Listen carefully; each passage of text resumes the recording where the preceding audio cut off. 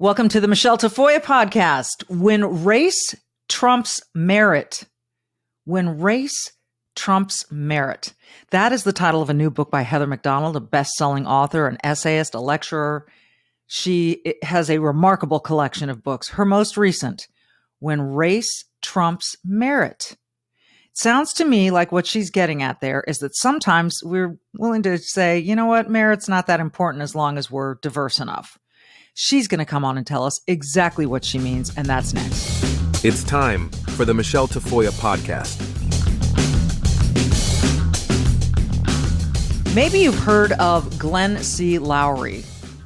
If not, he's a professor at the School of Social Sciences at Brown University. And he writes, Heather McDonald has done it again. Her new book, When Race Trumps Merit, is a fact-filled, eloquent, and passionate critique of the drift toward relativism and mediocrity that is being visited upon us by progressive elites in the name of diversity, equity, and inclusion. This is an important, persuasive, and morally righteous gerrymander that deserves to be widely read.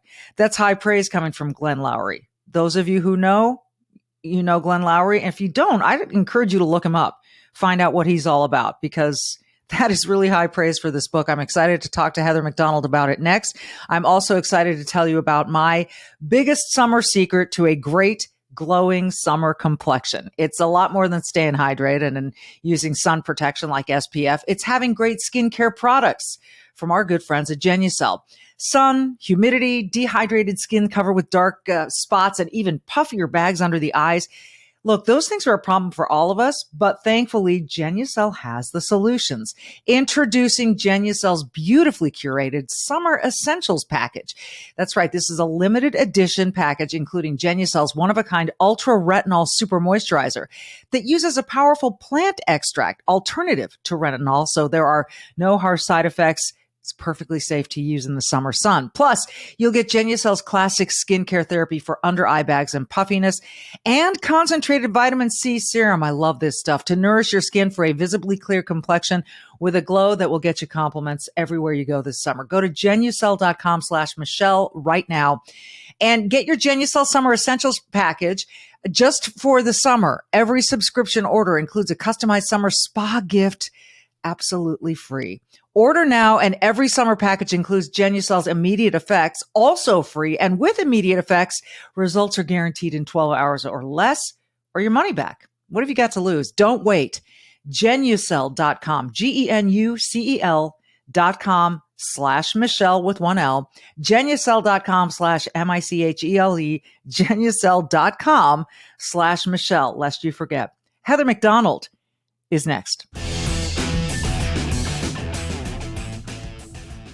Heather McDonald, welcome. You have such a large following that I assume most of my viewers and listeners know who you are, but you've written a number of books, and your most recent is getting lots of acclaim from some very smart people. When Race Trumps Merit. What motivated this book? Well, thank you so much for having me on, Michele. It's a real privilege to be with you. A combination of rage and sorrow.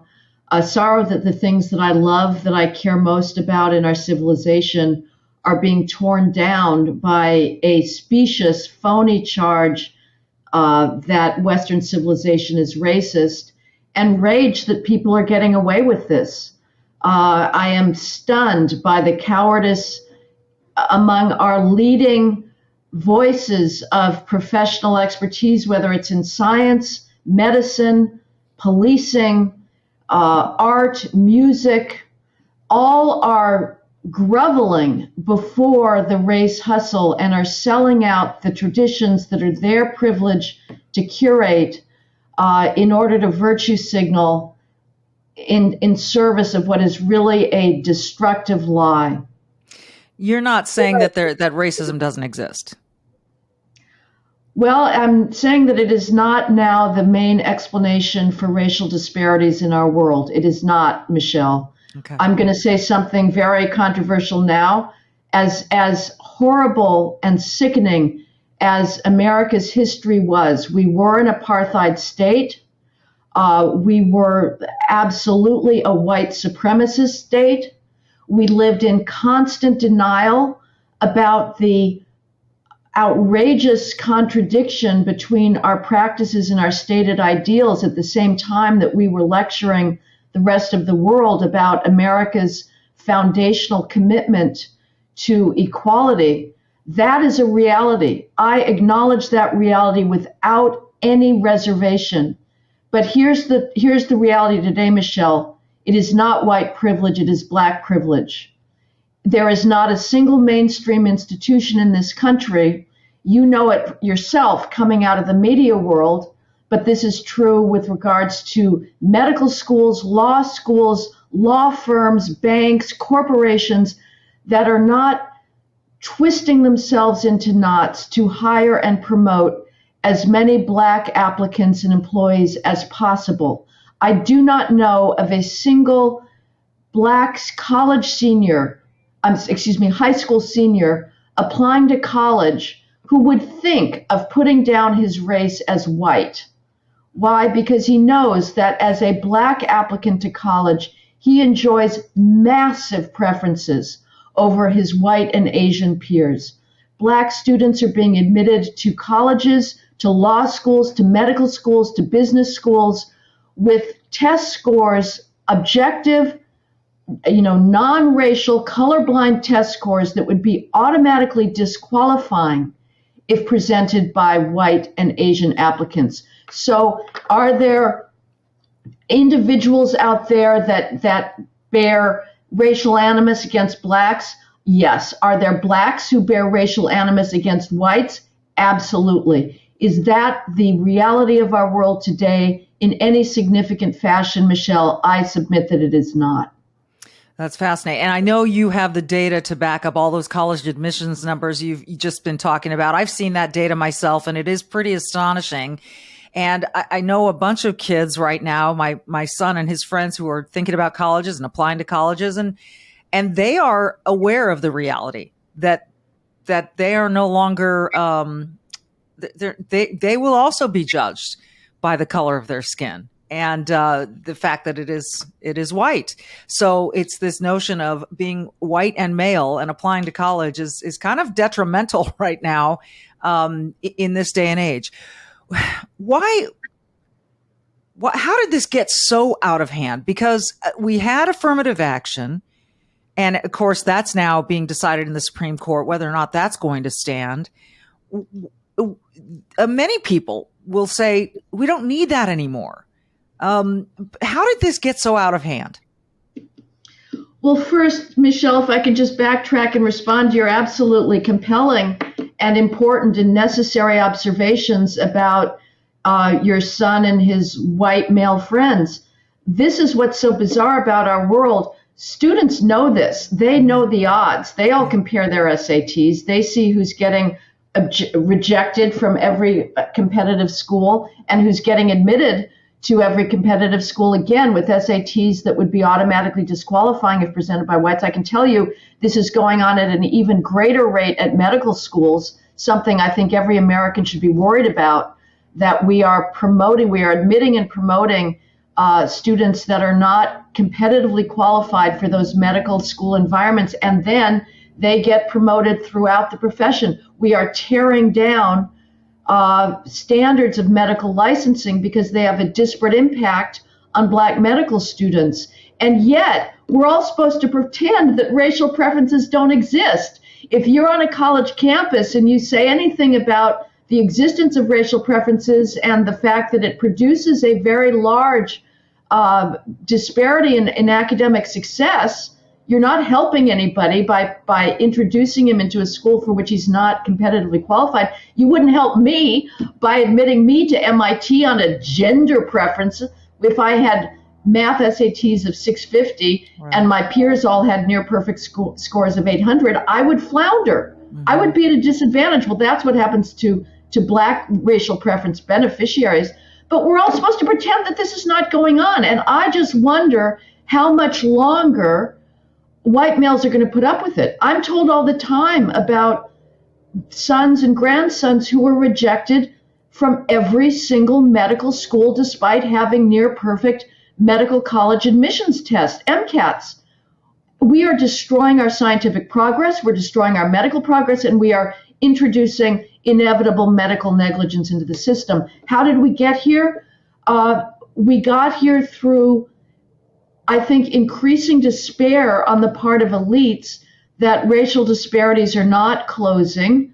And the only allowable explanation for the ongoing racial disparities in income, in prison populations, the only allowable explanation, according to the left, is systemic racism. And it got worse after the George Floyd race riots, the mass psychosis that took over this country following the George Floyd incident, when you had every single elite institution declaring itself racist, declaring its own employees racist. Again, Michele, lies. The reason we do not have proportional representation in an oncology research lab, in an Alzheimer's research lab, at Google, at big tech, are facts like these, Michele. And I'm going to give a trigger warning to your viewers, because these are facts that Americans of goodwill turn their eyes away from and do not want to discuss. But unless we bring these facts into the open, we're going to continue tearing down our institutions under this phony charge of racism. Here are the relevant facts, Michele. 66% of Black 12th graders do not possess even partial mastery of basic 12th grade math skills, defined as doing arithmetic and reading a graph. 8% of Black 12th graders are proficient in 12th grade math skills, and the number of Black 12th graders who are advanced in 12th grade math is too small to show up statistically. So to turn around and say that a high-tech artificial intelligence lab doesn't have 13% Black physicists or mathematicians working there, 13% being the Black national population, when you have academic skills gaps of that size, is simply fanciful. It is a calumny. It is not the proper explanation. So that's, I think, what's gone on, is that the skills gaps have not closed. We're terrified they won't close. We're not allowed to talk about family culture. Talk about it, yeah. I think that's the worst part. You mentioned when are white men going to say enough? At their peril, they'd say it, because then that leads to cancellation, being called a bigot, being called a white supremacist, being called every name in the book. Yep. And so that's why I think ideas like this, your fact-laden book, When Race Trumps Merit, is so important. People don't want to see numbers for some reason. I want to read this one thing. The concept of disparate impact is destroying America's core institutions in the name of fighting invented racism. What is the concept of disparate impact? Michele, the disparate impact concept is that if there's any kind of, say, academic standard that is colorblind, objective, neutral, if Blacks do more poorly on that academic standard, we say that the standard has a disparate impact on Blacks, and we then say that is a racist standard and we need to get rid of it. We've seen this for decades. If people have been paying attention with police hiring exams or firefighter hiring exams, there's been for decades lawsuits brought on behalf of Black applicants to be on a fire department or police department, who say that simply because a neutral colorblind test that, say, asks for 8th grade reading skills so that a firefighter can understand the chemical instructions in the firefighting chemicals he's using, or so that a police officer can read the patrol guide and understand when he is allowed to make a car stop and when he is not allowed to make a car stop. If Blacks score poorly on that 8th grade test of reading skills, then we say we have to throw out the test because it has a disparate impact on Blacks. And we are doing that now across the board. As I say, we're doing it with medical licensing exam. We're going to get rid of the LSATs. Bar associations are lowering the scores for passing the bar because the bar exam has a very big disparate impact on Black law graduates. And that is not the way to go to reduce racial disparities in our country, Michelle. The way to reduce racial disparities is to raise academic skills, not lower standards. I couldn't agree more with that statement. I am tired of people saying, well, because not everyone can clear this bar, we should just lower the bar. That's the solution. Instead of saying, what are we doing wrong here that these kids aren't clearing this bar? Because at one point, we thought this bar was the right bar. And we know intellectually and commonsensically that the standard should be here. So what are we doing to improve getting those kids over that standard? You've mentioned, who's going to stand up to this. I'm stuttering here because I have so much going on in my brain. I wonder when the Black community is going to stand up to this. And there are certainly many who are. We had Bob Woodson on the show earlier this week from the Woodson Foundation and the 1776 Unity Project. And he is remarkable, and he believes it's lethal. He said the lethality of white guilt. You're telling people that they have an excuse to fail instead of giving them hope to succeed. And he put it far more eloquently than I just did. But that's basically what these elites, and I do believe it's the elites, are saying. Gosh, we feel so bad that you can't clear this bar for whatever reason. It must be racism. It's got to be systemic racism. So let's get rid of the bar, or let's drop the bar. And therefore, you're then diluting this talent pool with people that aren't capable of even crossing that bar. What are you going to give them next? It's just setting them up to fail, and I think it's so wrong.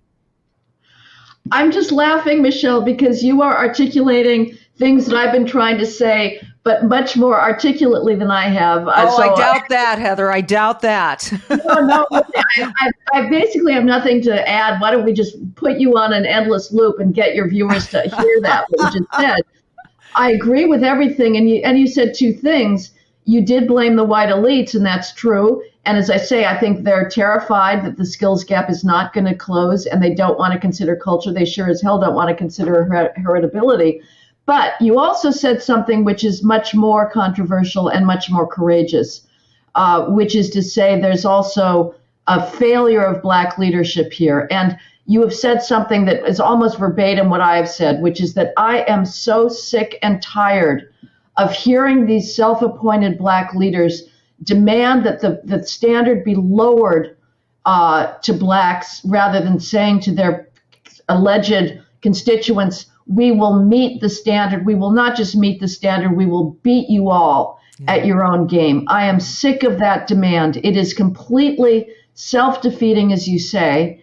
And meanwhile, poor Asians are being asked to squeeze through an ever-shrinking window of opportunity to get into medical schools or physics PhD programs. They're getting better and better. They're whooping everybody else's ass. Because they are saying, okay, you keep raising the bar, we will meet it. That is the message that has to be sent. And I'll also add something that is equally controversial. I get asked all the time by audiences, Michelle, well, what can we do to close the skills gap? And I'm going to speak honestly here. At this point, Michelle, I don't think there's a whole lot more that so-called we can do. We, as a society, have been trying to close the skills gap for decades now. We've spent trillions of dollars trying to do it. At this point, the change has to come overwhelmingly from within that culture. It has to jettison the stigma against allegedly acting white, which is defined as doing your homework, going to school, not running with gangs, not doing drugs, waiting till you're married to have children.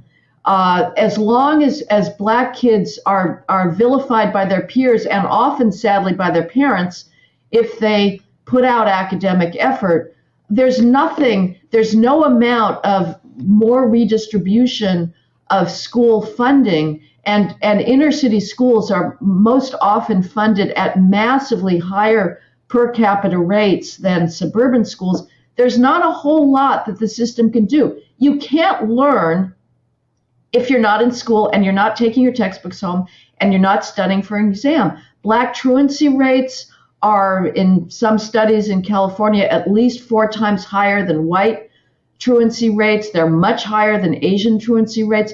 Those are things that people have to solve themselves by engaging in some personal responsibility, deferred gratification, effort, impulse control, and moving towards a future goal.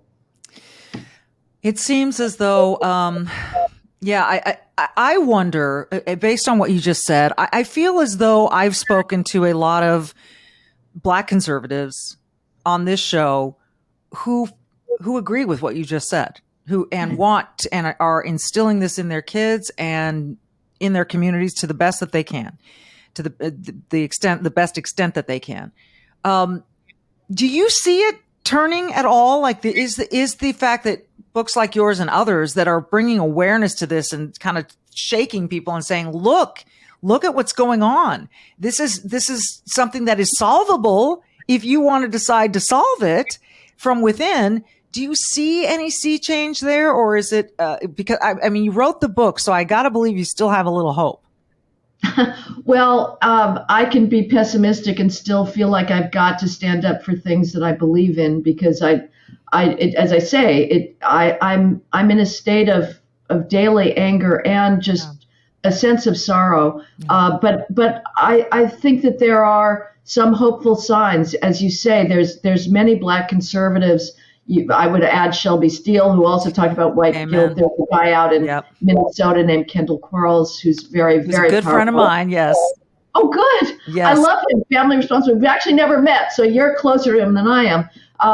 And I would also say that I'm frankly chagrined that I didn't come up with some of the solutions that some of our Republican governors like Ron DeSantis are introducing to get rid of, to the extent they can, this completely unnecessary bureaucracy of racial grievance, the diversity, equity, inclusion bureaucracy in public colleges, and saying you can't have diversity, racial preference, fealty oaths in order to get hired. So there is more pushback happening over the last year or so against the phony narrative of ubiquitous white supremacy than I've seen in a very long time. And I would just hope that people within science that are participating in really the greatest accomplishment of Western civilization, which is the scientific method, the patient pushing back of ignorance and the opening up of knowledge that has given us a standard of living, miracles like electricity, running water, elevators, buildings, high-rise buildings, warmth when you want to be warm, that were unthinkable 200 years ago, that the scientists and the doctors get some courage and start standing up for your profession. The AMA is a scandal.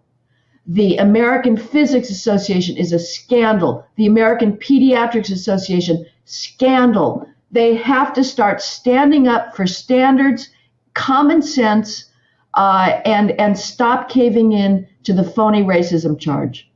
I feel your passion on this. You're articulating what so many people really are feeling on a day-to-day basis, and tearing your hair out because these messages of you can't succeed. This whole Joy Behar, Sonny Hostin approach to Tim Scott, that, he's from that pull yourself up by your bootstraps group. Oh God, heaven forbid. I mean, look, I'm from a Hispanic family. That's what I was taught my entire life. All four, my siblings and I were taught our entire lives is to, no matter what, you're on your own out here. Pull yourself up by your bootstraps. Nothing wrong with that. And that made us work hard and want to scale the hurdles that were in front of us.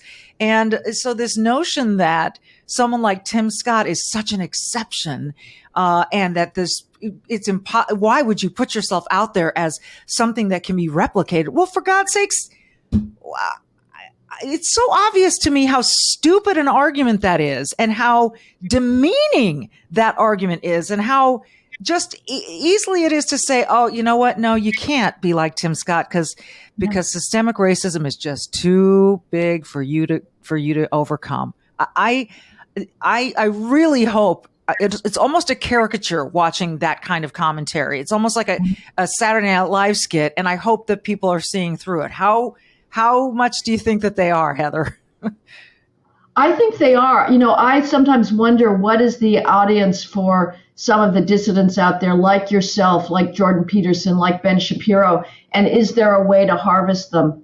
But again, I mean, every high school student knows about the race hustle in academic admissions, and yet they just swallow their knowledge and go on and pretend that everybody's being admitted on a fair basis. They're not. There's nothing more unfair than college admissions.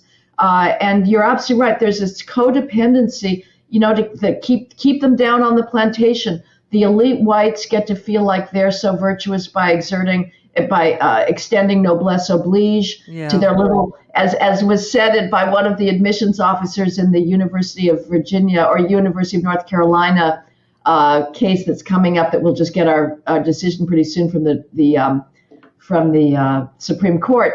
It was appalling listening to these admissions officers who talked about their little brown people and that, well, this little brown person won't qualify for a scholarship under this program, but we can maybe massage our standards low enough in order to qualify this little brown person for that. It's just amazing. These people, they are so condescending. And at the same time, the black hustlers that know that there is enormous power in claiming victimhood, in claiming that you have to give us more handouts, more double standards, more preferential treatment. And so it's a symbiotic relationship that is now, it's not just hurting blacks. It is hurting blacks by removing from them the perfectly acceptable, legitimate goad of competition and saying you don't have to compete. But it is also hurting all of us because you cannot lower standards in engineering, in mere bureaucracy, like try getting through on a customer call. Our institutions are going to become more and more mediocre because we're putting mediocrities into them, and we are going to move towards a third world culture unless we start unapologetically defending excellence as something that is not racist. That's it in a nutshell. Defending excellence as something that is not racist. Excellence, if you think excellence is racist, look at all the excellent people of color in the world and tell me why they were able to become excellent if excellence is racist. I mean, it's just like, it's absurd. It's absurd. And just to keep saying, well, they're the exception and the rest of us are the rule. And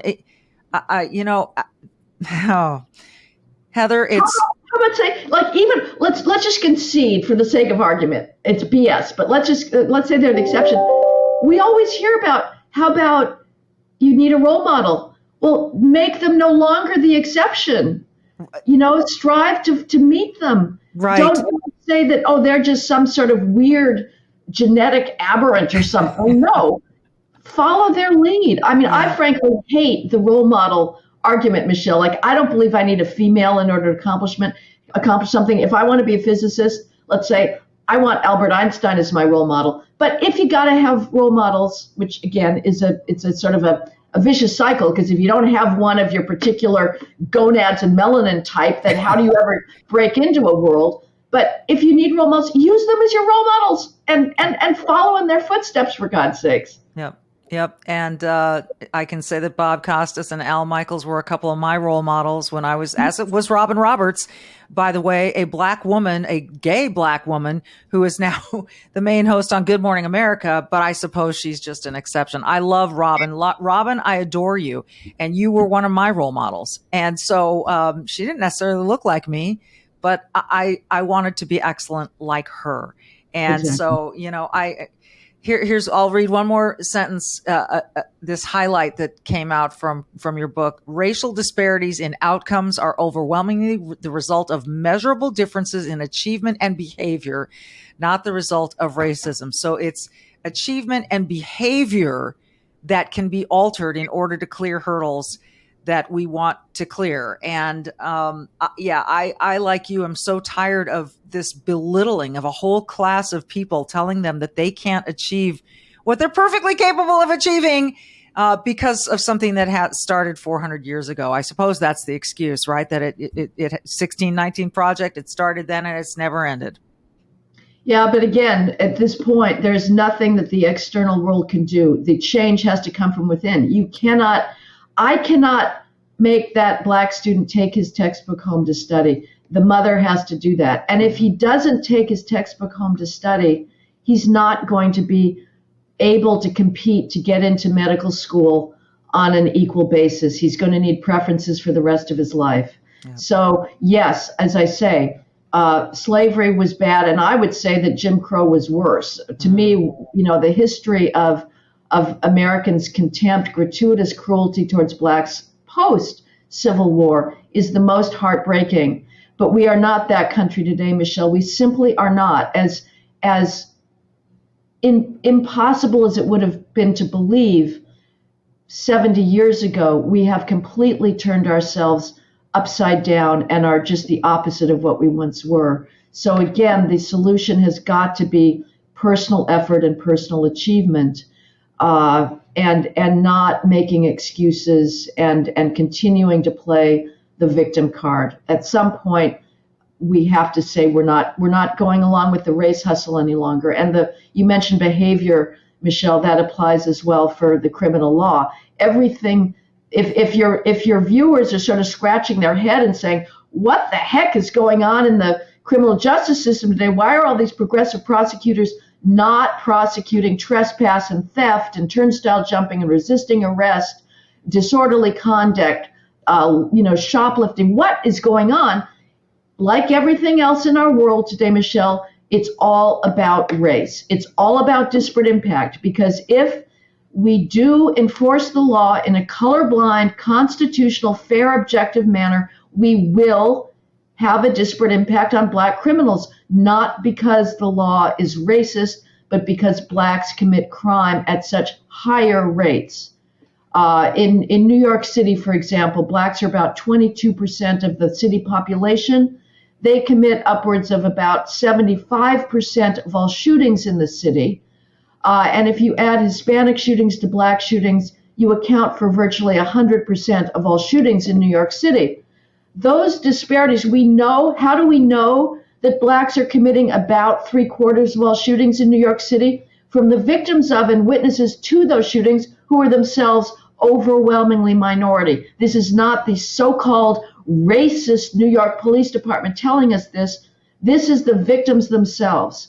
Those disparities exist across the board.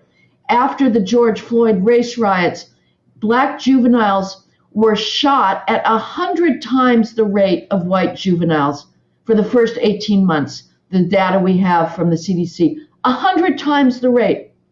Who's killing them, Michele? Not the police, not whites. If they were shot by whites, every single one of those shootings would be mainstream news on NBC, on CNN, on ABC, on MSNBC. They're being killed by other blacks. Black juveniles commit gun violence at an equal disparity to whites. That is the behavior that has to change if we want to get rid of racial disparities in our prison population. Not saying that we're not going to enforce the law because it has a disparate impact on black criminals means that black are victimized and they're gunned down in these tragic drive-by shootings. Black children by the dozens are getting gunned down in their beds, front yards, barbecues, in their parents' cars. Their brains are being shot out. They're being paralyzed for life because we're not enforcing the law. Oh, I hate to end it on such a depressing note, but maybe that's the best impact we can have with this. The book is, and I've read it, When Race Trumps Merit. It's excellent, as is everything you write, Heather McDonald. You can find her book on Amazon or wherever you buy your books. It's worth the read. Heather, thank you so much for being so I think you're a courageous writer, because I don't think this stuff is easy to do. And I'm certain that it's. I would imagine it's not necessarily easy to be the writer of these books or is it? Am I making that up? Well, it's certainly not easy when I go to college campuses and confront the student banshees. It's very discouraging to see the degree of irrationality that has taken over young people today. And I do realize that I'm breaking racial taboos. And I wish that I could abide by racial etiquette. I believe in racial etiquette. But at this point, Michele, it's too late.